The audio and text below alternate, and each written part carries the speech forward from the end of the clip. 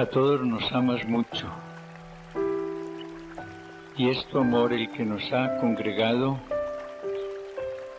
para escuchar tu palabra, para recibir la acción de tu Santo Espíritu en nosotros, para revisar con su luz nuestra vida actual, para ver, Señor, qué nos pides, qué no te hemos dado todavía, qué esperas de nosotros. Ponemos, Señor, este retiro en tus manos, en tu corazón de Salvador. Lo confiamos a tu providencia paternal. Te pedimos, Padre, que lo unjas con tu espíritu de amor desde este momento. Aleja, Señor, al maligno, para que no impida en ninguna persona la acción de tu Santo Espíritu.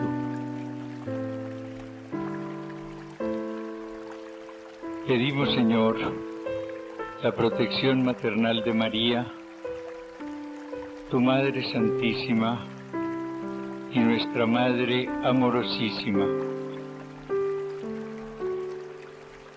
Que ella esté, Señor, junto a ti para interceder por cada uno de nosotros, sobre todo si nos falta el vino del amor.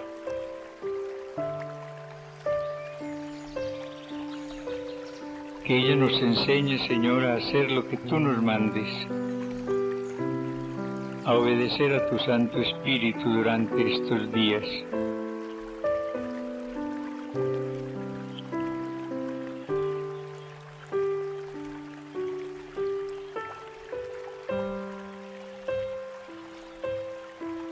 Dios te salve María, llena eres de gracia, el Señor es contigo, bendita tú eres entre todas las mujeres, y bendito es el fruto de tu vientre Jesús.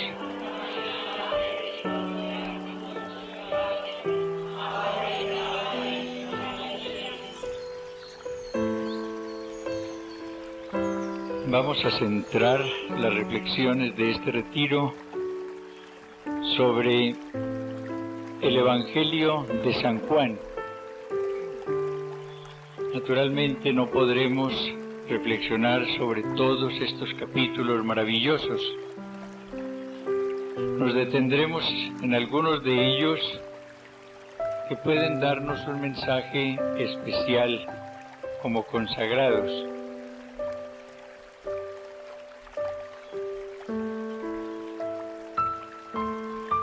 Vamos a detenernos ahora en ese primer capítulo que oímos leer con frecuencia, para que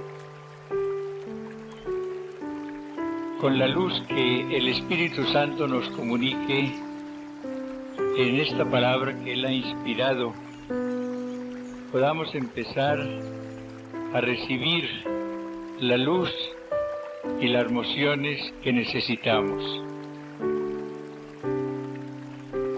En el principio la palabra existía y la palabra estaba con Dios y la palabra era Dios. Estamos frente a la gran afirmación de la divinidad del Verbo, de la divinidad de la palabra con mayúscula. El gran misterio cristiano es el de la Trinidad. Un Dios que es amor, que existe en tres personas: el Padre, la Palabra o el Verbo y el Espíritu Santo. Pero la maravilla de este misterio es su comunicación a cada uno de nosotros, su comunicación al hombre. Hoy precisamente en la lectura de la Santa Misa Oímos aquellas palabras que escribe el mismo San Juan en su primera carta, cómo el amor de Dios ha sido de tal magnitud que ha querido que nos llamemos y seamos sus hijos. Un Padre que extiende su paternidad a todos nosotros. Un Padre de misericordias que nos da a su Hijo, su palabra encarnada, para que por Él adquiramos esa maravilla de la realidad de hijos suyos, y para que Él entonces sea, como lo dice San Pablo en la carta a los Romanos, el primogénito entre muchos hermanos. Pero no solamente se comunica el Padre, se nos comunica el Verbo. La palabra se hizo carne y puso su morada entre nosotros. El Verbo ha tenido la gran comunicación al hombre, se ha hecho hombre. La palabra carne en la Biblia aquí significa el hombre en su naturaleza humana frágil, débil. El Verbo se hizo carne quiere decir el Verbo se hizo hombre débil, hombre con nuestra naturaleza débil, y puso su morada entre nosotros. No vino a hacer una visita pasajera, a pasar un tiempo con el hombre. Él tomó el nombre de Emmanuel, que quiere decir Dios con nosotros. Fijó su tienda, su morada en medio de nosotros, para permanecer siempre con nosotros. San Juan mismo nos dirá cómo el Señor, antes de su muerte, hará el gran anuncio. Después de haber pasado más de 30 años con los hombres, debía morir, debía volver al Padre del cual había partido. Pero ¿cuál es su decisión? Estaré con vosotros todos los días, hasta la consumación de los siglos. La venida de Jesús, la venida del Verbo, es para siempre. Fija su morada permanente en medio de nosotros.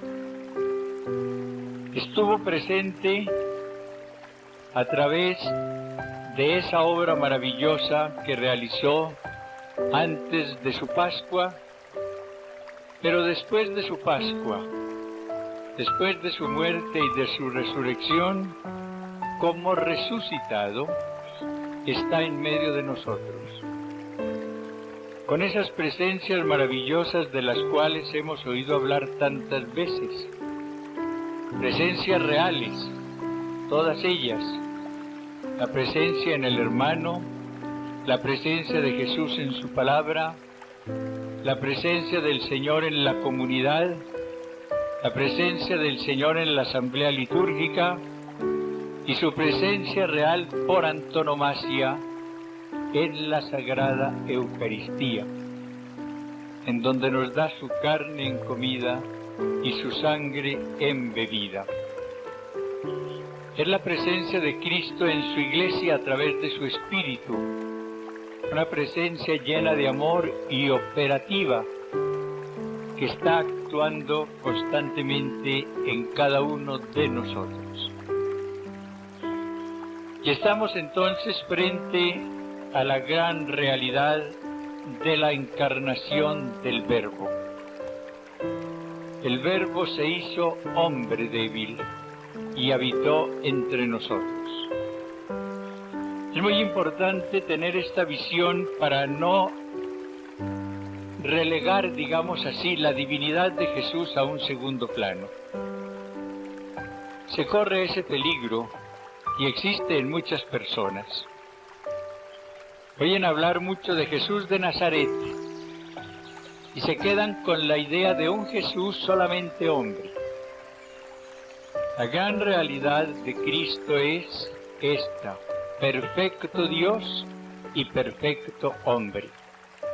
La palabra encarnada, el Verbo Dios, segunda persona de la Trinidad, que se hace hombre. Dios verdadero y hombre verdadero. Nosotros nos acercamos a la humanidad de Jesús, que está más cerca de nuestra humanidad. Pero no vamos a quedarnos en su humanidad.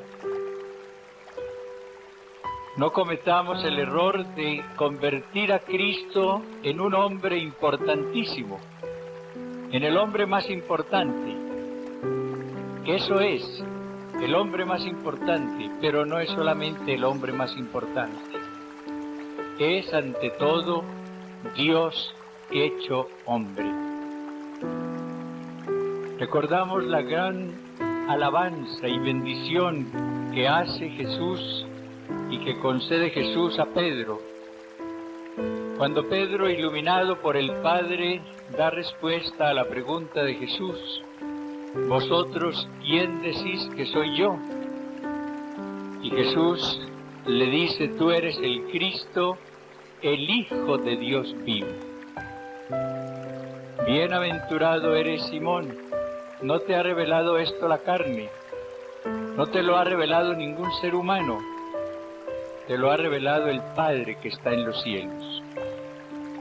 La gran revelación que recibió Pedro y que recibimos nosotros hasta a través de Pedro es la divinidad de Jesús, el Hijo de Dios vivo.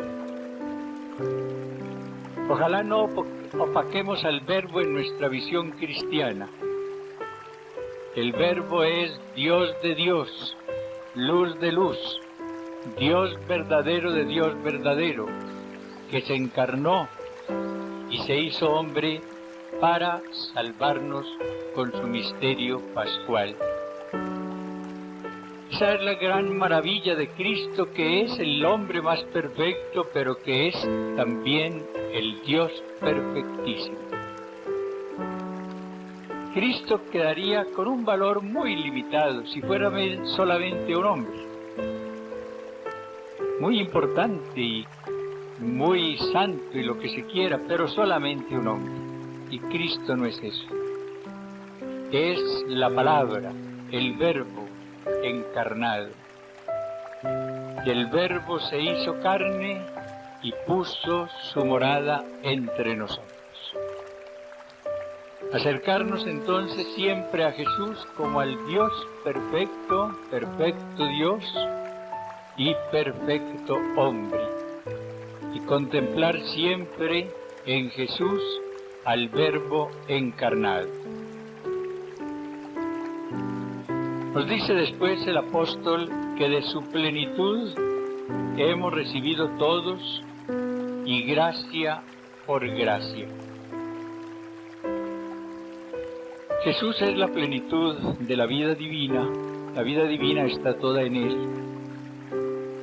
En Él está la plenitud de la santidad, está la plenitud del amor, está la plenitud de la verdad, está la plenitud del poder. Pero Él no se queda con esa plenitud. Él es la cabeza de la Iglesia. Y Él va comunicando la plenitud que posee a su esposa, la Iglesia. La gran cualidad de Dios, que es el amor, es la de comunicarse. El amor no conoce el egoísmo. El amor es difusivo de sí mismo. El amor necesita comunicarse. Dios es amor. Cristo es verdadero Dios. Tiene la plenitud del amor. Él quiere comunicar su plenitud. De su plenitud todos hemos recibido. Y aquí entonces se abre el gran horizonte de nuestra comunicación personal con Cristo. Una cabeza que quiere comunicar su vida a sus miembros. Una vida que quiere comunicar toda su savia y su vitalidad a cada uno de los sarmientos para que ellos fructifiquen. Una verdad infinita que ilumina a todo hombre al venir a este mundo. Lo dice también en este capítulo maravilloso San Juan. Él es la luz que ilumina a todo hombre que viene a este mundo. O Él es la luz que al venir a este mundo ilumina a todo hombre, como queramos traducir este pasaje. Él es la verdad que quiere comunicarla a sus hermanos, a su cuerpo místico. Una verdad que encontramos en el Evangelio, una verdad que Él nos va mostrando por medio de su Espíritu. Él lo promete antes de su muerte. Si yo me voy os lo enviaré, os enviaré el Espíritu de la verdad, así lo llama. Y dice, Él os recordará todo y os enseñará todo. Un Espíritu de verdad que nos recuerda las palabras del Señor y que nos ilumina la riqueza de ese mensaje del Señor para que profundicemos en Él. La verdad que es Cristo se nos comunica a través de esa acción maravillosa del Espíritu Santo en nosotros. Esa comunicación de la plenitud de Dios encarnado, del Verbo hecho hombre, será realidad en nosotros de acuerdo con nuestra apertura. Los dones del Señor están muchas veces condicionados a nuestra disponibilidad, a nuestra fe, a nuestra oración, a nuestra apertura a la acción divina. Van a depender del grado de unión que, bajo la acción del Espíritu Santo, adquiramos progresivamente con el Señor. Allá en el capítulo 15 de este maravilloso Evangelio de San Juan, en el versículo 5, encontramos el gran secreto de la comunicación de la vida divina a través de nosotros. Si alguno permanece en mí y yo en él, ese da mucho fruto, porque sin mí nada podéis hacer. El gran secreto para que el Señor se nos comunique es unirnos cada vez más íntimamente con Él. Sarmientos unidos perfectamente a la vid, para recibir de ella toda la savia vital. Al estar nosotros en Él, que es la vida, y al estar Él en nosotros, daremos mucho fruto, seremos los sarmientos fecundos que fructifiquen mucho para el Señor y para su Iglesia. La gracia y la verdad nos han llegado por Jesucristo. Esa gracia y verdad que nos llegaron por Jesús desde el momento de su encarnación, se van convirtiendo en realidad en nuestras vidas a medida que la acción del Espíritu Santo va siendo admitida, digámoslo así, por nosotros. En estos ejercicios, la gracia y la verdad van a llegar a ustedes por Jesucristo. Él las ha congregado para darles esa gracia que santifica, esa verdad que ilumina. Ese es el plan amorosísimo del Señor. No sé cuáles sean las disposiciones de cada una de ustedes en este momento. Seguramente son diversas. Habrá quienes tengan un hambre de esta palabra del Señor muy intensa. Habrá quienes estén un poco indiferentes frente a esa palabra. Quizás están fatigadas. Puede ser que estén en alguna crisis inclusive vocacional o crisis de oración o crisis en algún punto de los votos. Puede ser que alguna haya venido aquí por obligación porque la mandaron y tal vez la mandaron porque estén en una situación difícil. Seguramente habrá de todo. Yo no tengo idea de cómo esté ninguna. El Señor sí sabe cómo están todas. Lo único que sí puedo decirles es que Él tiene su gracia y su verdad para todas en estos días, que son días de gracia, y que está a la puerta de cada una de ustedes llamando para que le abran. Y si le abren, entrará, cenará con ustedes y ustedes con Él, es decir, participarán de su maravillosa amistad. Yo sé que es difícil superar a veces situaciones de frialdad, de sequedad, de aburrimiento. Esto se puede conseguir solamente con la gracia del Espíritu Santo, y esta gracia generalmente obra de una manera lenta, de una manera suave. No voy a imaginarse que todas se van a sentir desde este momento encendidas en el amor del Señor, no. La comunicación del Señor generalmente es como los amaneceres. Poco a poco va apareciendo la luz. Poco a poco se van disipando las tinieblas. Poco a poco desaparece la frialdad de la noche. Poco a poco se va experimentando el calor del sol.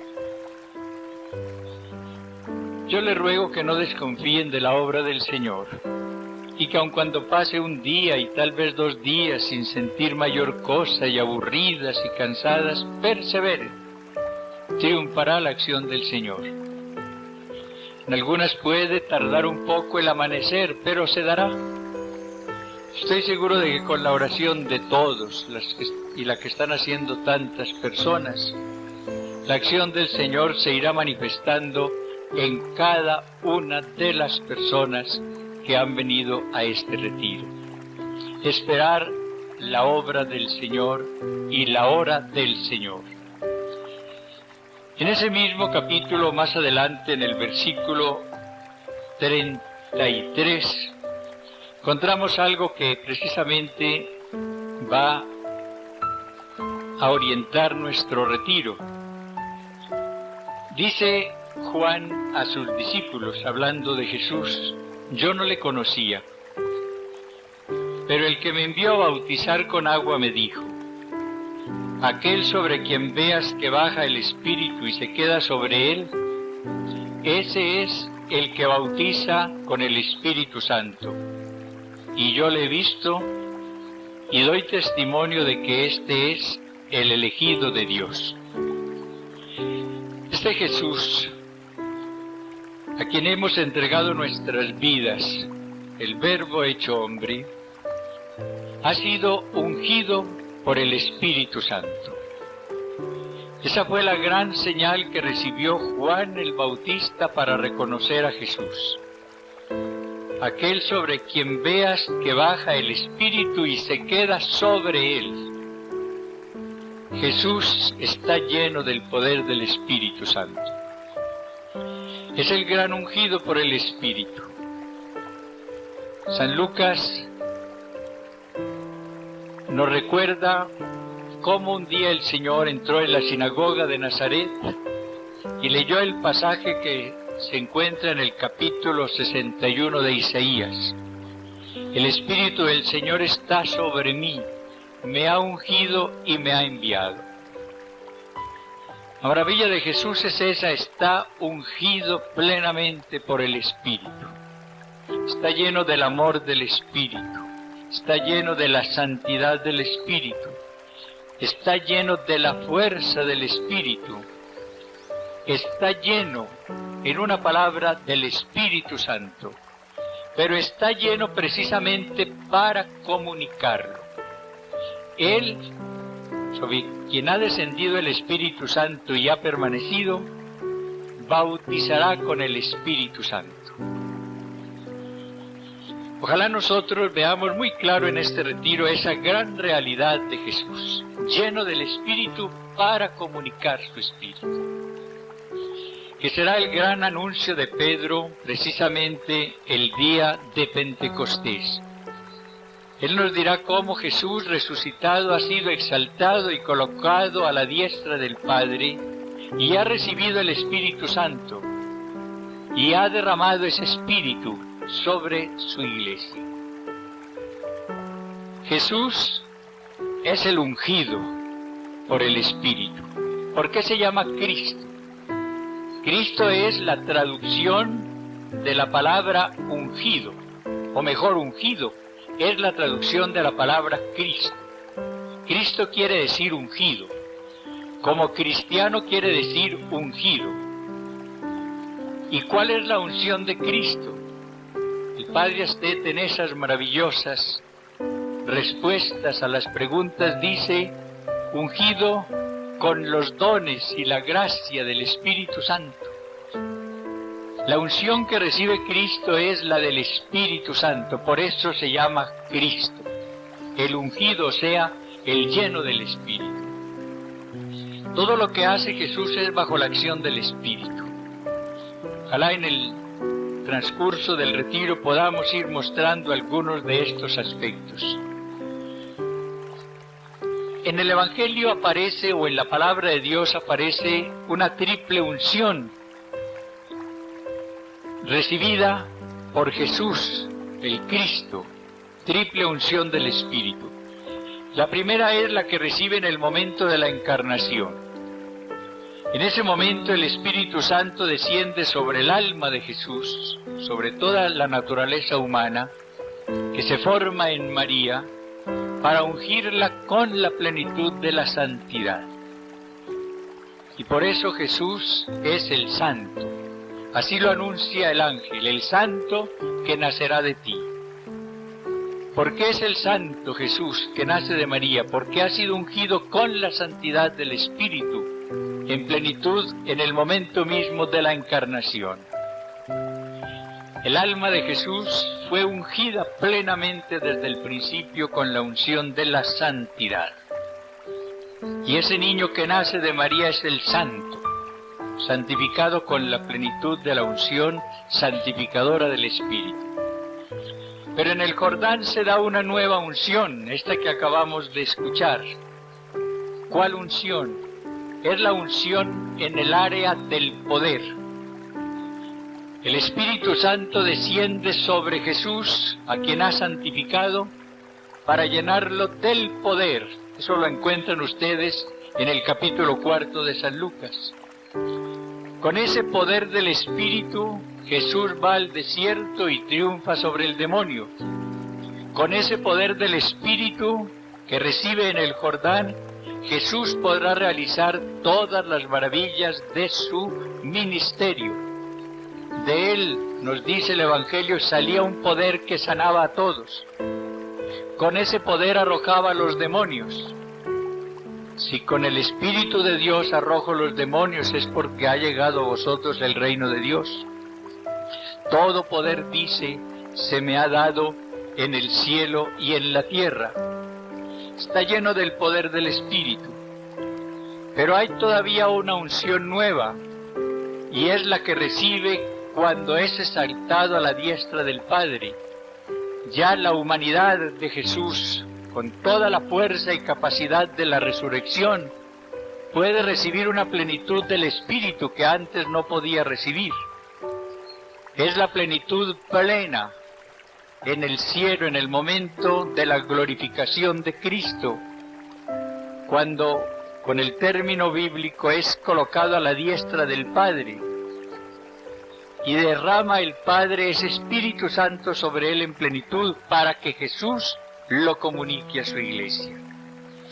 Entonces Jesús, lleno del Espíritu, llena del Espíritu a su iglesia. Él es la cabeza de esa iglesia. Es la cabeza ungida de una iglesia ungida. Es la cabeza sacerdotal de un cuerpo sacerdotal. Como diría San León, esa unción que desciende sobre la cabeza viene con tal plenitud sobre ella que se comunica después a todo el cuerpo. La iglesia es cristiana. Los que integramos la iglesia somos los cristianos, es decir, los ungidos por el Espíritu Santo que está en el secreto de la renovación espiritual, de la cual se habla mucho ahora. Muchas de ustedes la conocen, la aceptan, la admiran. Otras quizás están muy prevenidas contra ella, porque creen que esa renovación es levantar las manos y aplaudir y cosas por el estilo. No, eso no tiene que ver nada, son unos accidentes muy poco importantes. La esencia de esta renovación espiritual, ¿en qué consiste? En el descubrimiento más claro que estamos haciendo de la persona y de la acción del Espíritu Santo en Cristo y en su Iglesia. Eso es. Y las personas que van descubriendo esa acción del Espíritu Santo en Cristo y en su Iglesia, acción que es irreemplazable, se van abriendo a ella y se van renovando, no es más. La renovación es el cambio de una vida bajo la acción del Espíritu. La renovación no es hacer milagros, ni es únicamente hablar lenguas, no. La renovación es esencialmente el cambio interior bajo la unción del Espíritu. Es recibir el Espíritu Santo que recibió Jesús y recibirlo de Jesús para que bajo su acción vaya cambiando todo en nosotros. Arrancaré de vosotros, dice el Señor por Ezequiel, el corazón de piedra y os daré un corazón de carne. Infundiré mi espíritu en vosotros y viviréis, dice también. Es eso, la renovación. Abrirnos al Espíritu Santo para que nos llene, para que cambie en vida lo que está muerto, para que destruya todo lo que no sea de Cristo y para que nos llene de Cristo. Eso es lo que anuncia aquí San Juan. Aquel sobre quien veas que baja el Espíritu y se queda sobre él, este es el que bautiza con el Espíritu Santo. Yo las invito a que ustedes pidan desde hoy ese bautismo en el Espíritu. El bautismo del cual se habla aquí es un bautismo de inmersión. No es regar únicamente agua sobre la cabeza, es meterse en la piscina. Ser bautizados en el Espíritu es meternos totalmente en el Espíritu del Señor para que Él nos llene, nos limpie, nos cambie, nos santifique. Esa es la tarea de Jesús, sumergir a su iglesia en la piscina del Espíritu Santo para que sea la iglesia ungida, la iglesia santa, la iglesia sin mancha y sin arruga, de la cual hablará San Pablo en su carta a los Efesios. Y finalmente en este capítulo encontramos estas palabras que dice San Juan cuando habla de Jesús a los primeros discípulos. Al día siguiente se encontraba de nuevo allí Juan con dos de sus discípulos. Fijándose en Jesús que pasaba, dice: «He aquí el Cordero de Dios». Los dos discípulos le oyeron hablar así y siguieron a Jesús. Jesús se vuelve y al ver que le seguían les dice: «¿Qué queréis?». Ellos les respondieron: «Rabí», que quiere decir maestro, ¿dónde vives? Le respondió: «Venid y lo veréis». En este momento y a lo largo de estos días, Cristo pasa y pasará delante de nosotros. Y yo tengo que mostrárselos a ustedes como el Cordero de Dios que quita el pecado del mundo. Ya cuando meditemos sobre todo el capítulo 8, nos enfrentaremos con nuestra realidad de pecadores a la misericordia infinita de este Cordero de Dios que quita el pecado del mundo. Pero desde ahora, llamémoslo así, Cordero de Dios, que quitas el pecado del mundo, y digámosle que tenga misericordia de nosotros y que nos dé su paz. Pero esa súplica que la hacemos todos los días en la Eucaristía, hagámosla desde esta mañana de una manera muy consciente. Como pecadores que somos, presentémonos delante de este Cordero que quita el pecado del mundo y pidámosle su paz y pidámosle su amor, que quite nuestros pecados y nos dé su paz.